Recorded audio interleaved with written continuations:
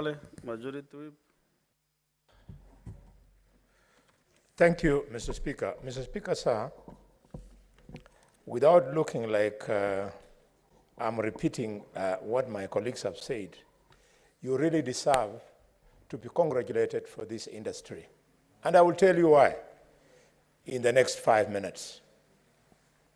Mr. Speaker, there lived a man in this country, and today is lying dead, Peter Castro Oloaringo. I'm privileged to have been in Parliament with him, and I know the difference he made in our lives when Parliamentary Service Commission saw the light of the day. Mr. Speaker, because of this, I would like to use this opportunity to send my condolences to this fallen hero, and especially to the people of Siaya, whom he served so well. I was reading, Mr. Speaker, about his story and how he related to the people of Siaya. And I could see an Osotsi, a man who goes home and people flock into his compound just to ask for small little favors that make a whole difference in the lives of our people. I have always sat in my house, Mr. Speaker, and in my home. And when I give a woman 400 shillings, if I was to do that in Nairobi, people would think I'm crazy. But when I give this woman 400 shillings and she goes and buys uniform for her daughter, the daughter will march on and top at the national exam at Malinya Primary School, at Shikunga Primary School, at Shibuya Primary School, and all other primary schools, including Luhuna Primary School, Simuli Primary School, and it makes a big difference. Mr. Speaker, having said this, I want to persuade you, Mr. Speaker. I want to persuade you. What you are querying is you want to make the counties independent. But in the structure of this proposal, Mr. Speaker, you are making them independent from the governor, and you have created a monster in this law called the administrator. They will now become slaves of the administrator, in this case, the clerk. The clerk, using this act, Mr. Speaker, if we don't improve it, will do what he likes. And our MCS will have to dance to his tune. Mr. Speaker, I beg you to read from the establishment of the Public Service Commission vis-a-vis the establishment of Parliamentary Service Commission.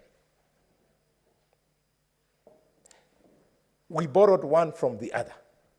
Similarly, when we established the County Public Service Board, Mr. Speaker, we were informed by the Public Service Commission. So I want to propose that further, when we go to the committee, the third committee, the third reading, Mr. Speaker, I'll be proposing that we amend, Mr. Speaker, the following. We amend 109A in subclause 3, 4, 5, 6, 7, 8, for this reason.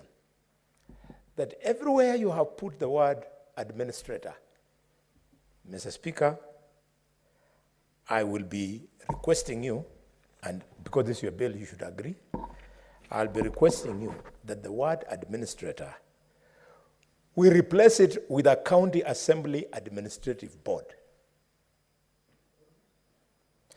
In this County Assembly Administrative Board, Mr. Speaker,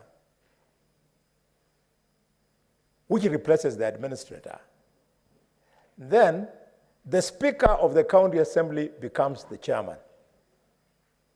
And the clerk is the CEO. And the vice chairman of that board to be one of the county assembly members.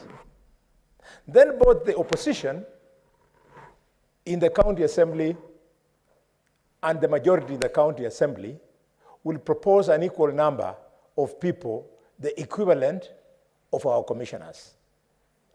Mr. Speaker, can you imagine the clerk controlling billions of shillings?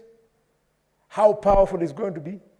And only the clerk as an individual then talks with the control of the budget, the two people, and they can actually withdraw anything up to including 1 billion shillings.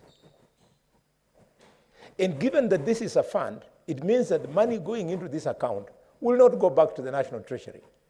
And therefore, Mr. Speaker, there's a possibility that at one time you could get billions of shillings into an account to be controlled by only one man or one woman. I'm requesting this House that this is not a responsibility we can put in the hands of one person unless that person is Jesus Christ of Nazareth. Mr. Speaker, I say this knowing very well that your intention is to make MCAs stronger, you make them independent, and you want to strengthen the oversight role. If this is the case, why then are you strengthening the clerk instead of strengthening the institution of the county assembly? Mr. Speaker, my final contribution to this very important law is as far as clause 109B is concerned, where I say that the fund shall be used for those reasons A, B, and C. I want to propose, Mr. Speaker, that we add D, where D will be that the fund will also underwrite development in counties. So if they are only doing administrative, where will the development that is required in county assemblies come from? Are you telling me that after we have formed this fund, Mr. Speaker, and now you want to build a new county assembly, as we do in Kakamega, or you want to do major renovations in the county assembly, you go back to the county executive?